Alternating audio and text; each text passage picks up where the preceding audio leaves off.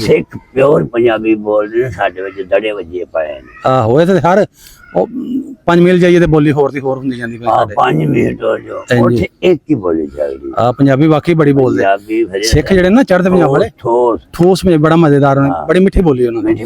ਲੇਕਿਨ ਉਹ ਸਾਨੂੰ ਕਹਿੰਦੇ ਤੁਹਾਡੀ ਬੜੀ ਮਿੱਠੀ ਬੋਲੀ। ਉਹ ਬਾਕੀ ਨਾ ਹੈ ਗੱਲ ਹਕੀਕਤ। ਹਾਂਜੀ ਕਿਉਂਕਿ ਅਸੀਂ ਇੱਥੋਂ ਦੇ ਰਹਿਸ਼ੀ ਬਾਦਸ਼ਾਹਾਂ ਦੇ ਇਲਾਕੇ ਦੇ ਆ, ਸਾਡੀ ਫਿਰ ਮਿੱਠੀ ਬੋਲੀ ਹੋਣੀ ਹੈ ਭਾਵੇਂ ਜੋ ਵੀ।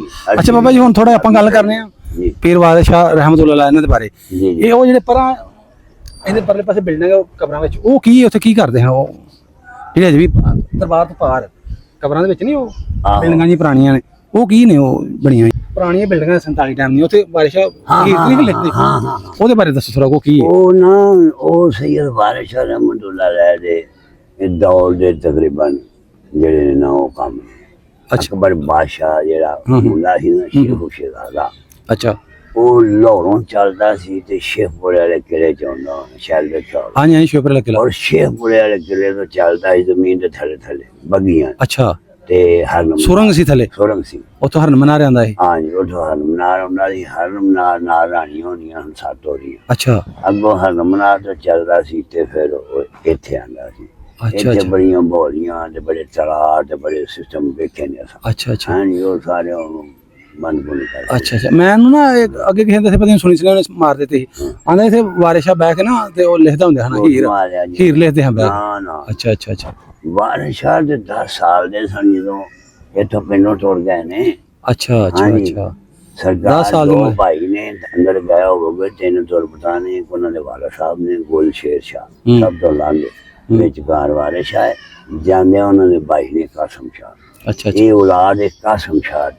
ਅੱਛਾ ਕਿਉਂਕਿ ਵਾਰਿਸ ਸ਼ਾਹ ਰਹਿਮਤੁল্লাਹ ਅਲੈਹ ਨੇ ਸ਼ਾਦੀ ਨਹੀਂ ਕੀਤੀ, ਸਾਰੇ ਮੁਲਕ ਨੂੰ ਪਤਾ। ਅੱਛਾ ਅੱਛਾ ਜੀ ਇਹ ਸਬਕ ਕੁਰਾਨ ਕਰੀਮ ਦਾ ਉੱਥੇ ਮੇਰੇ ਗਿਆ ਤੇ ਵੇਖਣਾ ਮਸਜਿਦ ਨਿੱਕੀ ਇੱਟਾਂ ਦੀ ਬਣੀ।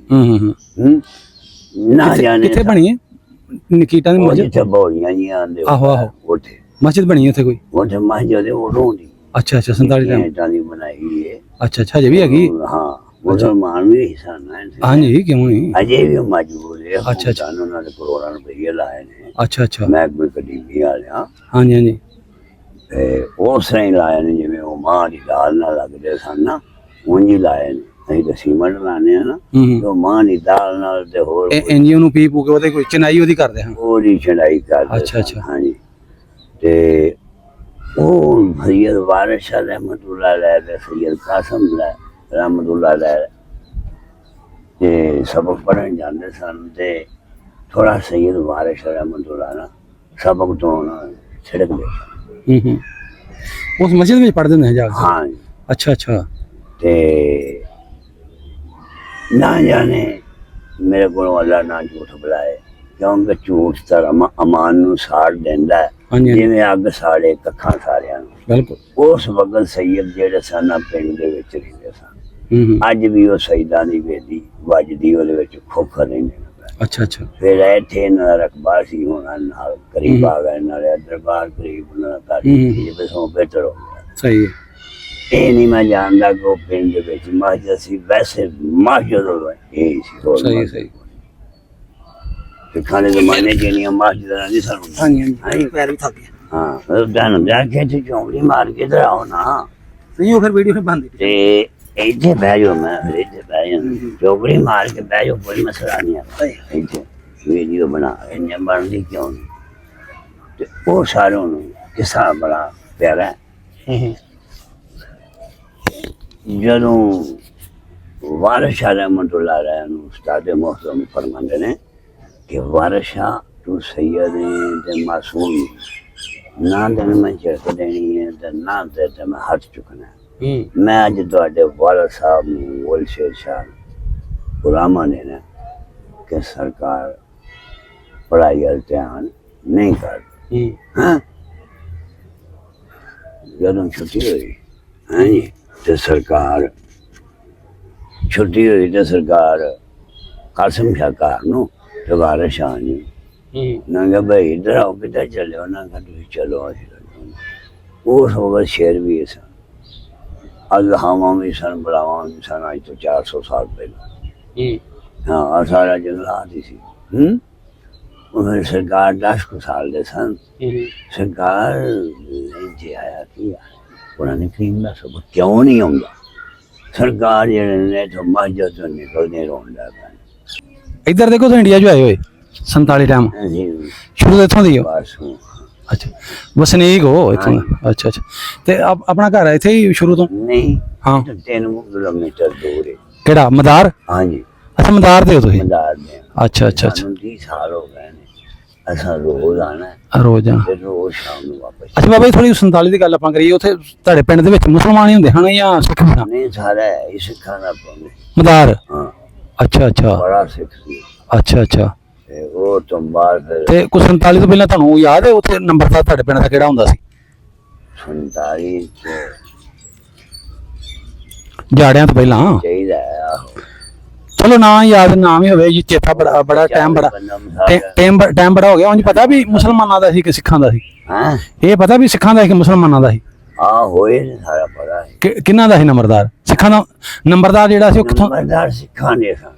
ਅੱਛਾ ਅੱਛਾ ਉਹਦੇ ਉੱਥੇ ਸਿੱਖ ਹੀ ਸਨ। ਅੱਛਾ ਜਿਹੜੇ ਸਨ ਨਾ ਇੱਥੋਂ ਦੇ ਵਾਸੂ, ਹਾਂਜੀ ਹਾਂਜੀ ਇਹ ਉਹਨਾਂ ਦੇ ਮਜ਼ਾਰੇ ਸਨ।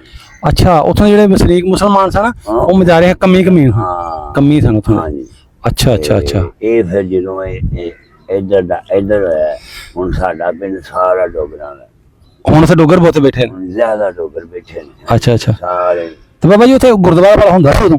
ਹਾਂਜੀ ਹੈ ਸੀ।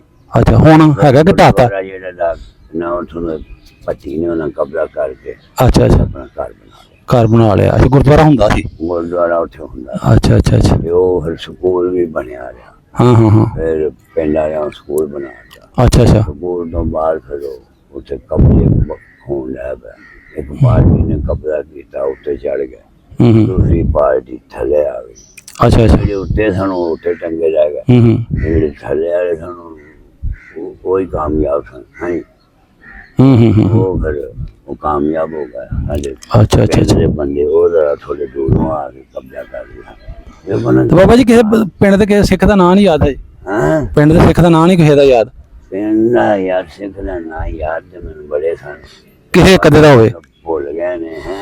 ਹਾਂ ਉਹ ਕਰਤਾਰ ਸਿੰਘ ਸੀ ਅੱਛਾ ਤੇ ਹੋਰ ਸਨ ਜਿਨ੍ਹਾਂ ਨੇ ਸਾਡੇ ਵੱਡੇ ਜਿਹੜੇ ਸਾਨੂੰ ਵਾਹੀ ਕਰਦੇ ਸਨ। ਅੱਛਾ ਅੱਛਾ ਹਾਂਜੀ ਉਹਨੇ ਨਾ ਸਾਨੂੰ ਸਾਰਿਆਂ ਦੇ ਨਾਂ ਆਉਂਦੇ ਸਨ। ਹੁਣ ਸਾਡਾ ਉਹਦੇ ਤੋਂ ਟਾਈਮ ਬੜਾ ਹੋ ਗਿਆ ਨਾਲੇ ਨਾ। ਹਾਂਜੀ ਹੁਣ ਸਾਡੀ ਤਵੱਜੋ ਜਿਹੜੀ ਨਾ 30 ਸਾਲ ਤੋਂ ਇੱਧਰ ਹੀ। ਅੱਛਾ ਅੱਛਾ ਉਂਝ ਬਾਬਾ ਜੀ ਜਦੋਂ ਆਪਣੇ ਦੱਸਦੇ ਨੇ ਤੁਹਾਨੂੰ ਸ਼ਾਇਦ ਥੋੜਾ ਬਹੁਤ ਚੇਤਾ ਹੀ ਹੋਏਗਾ ਕਿ ਜਦੋਂ ਗਏ ਨੇ ਫਿਰ ਸਹੀ ਨਿਕਲੇ ਆਪਣੇ ਪਿੰਡੋਂ ਕੇ ਵੱਢ ਟੋਕ ਹੋਈ ਪਿੰਡ ਜੀ ਜਾਂ ਕਿਵੇਂ ਨਿਕਲੇ? ਸਹੀ ਗਏ? ਨਹੀਂ ਉਹ ਘਾਟੇ ਵਾਲ ਤੋਂ ਕੋਈ ਅੱਛਾ ਅੱਛਾ ਮੰਨਿਆ ਬਚਾ ਵਿਛੋੜਿਆ। ਸਿੱਖਾਂ ਨਾਲ ਮੁਹੱਬਤ ਬੜੀ ਸੀ।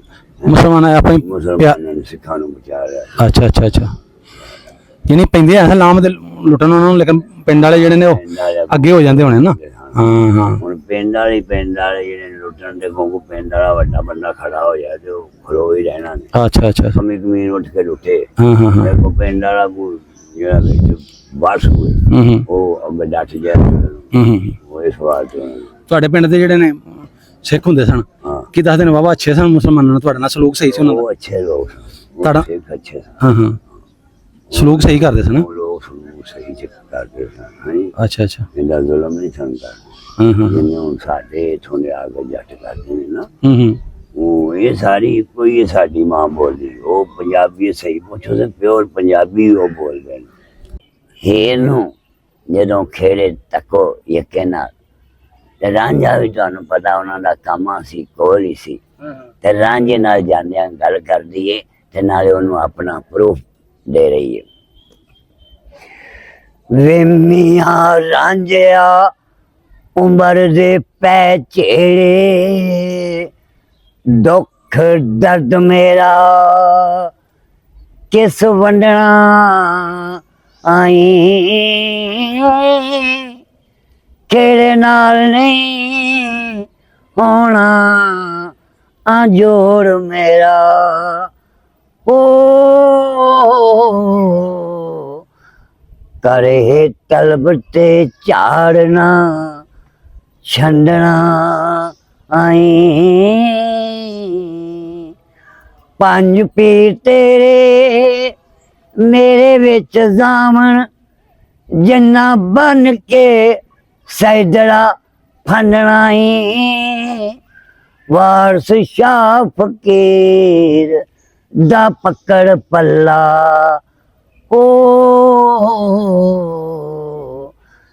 ਜਿਸ ਟੁੱਟਿਆਂ ਨੂੰ ਫਿਰ ਗੰਢਣਾ ਆਈ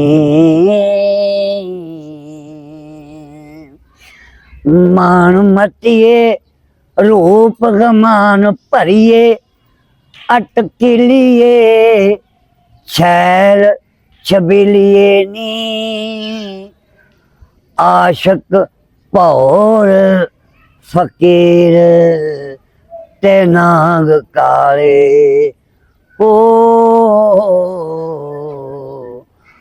बाज मंतरा मोलना के लिए नी ए जो बना ठग बाजार लाए तूने हारिए रंग रंगीलिए नी तेरे पलंग दा रंग ना आरूप कटिया ओ